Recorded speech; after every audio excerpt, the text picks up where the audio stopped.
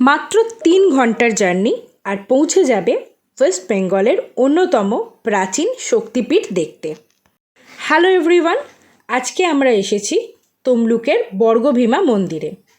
Sunday খুব ভোরে আমরা বেরিয়ে পড়েছিলাম। মেছেদা পর্যন্ত ট্রেনে এসে তারপর বাসে করে তমলুক হসপিটাল মোড়, আর সেখান থেকে টোটো করে পৌঁছে গেছিলাম মন্দিরে। বর্গভীমা মন্দির পশ্চিমবঙ্গের অন্যতম প্রাচীন এবং জাগ্রত শক্তিপীঠগুলির মধ্যে অন্যতম।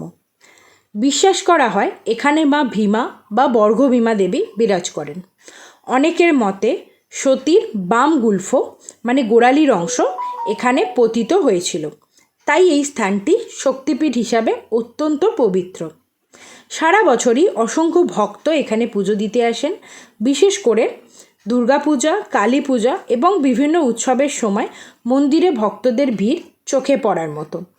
এখানে ভোগেরও ব্যবস্থা আছে, তার জন্য আলাদা কুপন তোমরা পেয়ে যাবে।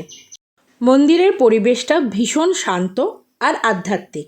বাইরে থেকেই এর প্রাচীন স্থাপত্য আর সুন্দর কারুকার্য চোখে পড়ার মতো।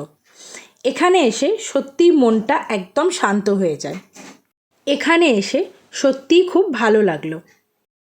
যদি কলকাতা থেকে একটা peaceful one day trip plan করে থাকো, তাহলে এই জায়গাটা অবশ্যই তোমরা বাকেট লিস্টে রাখতে পারো।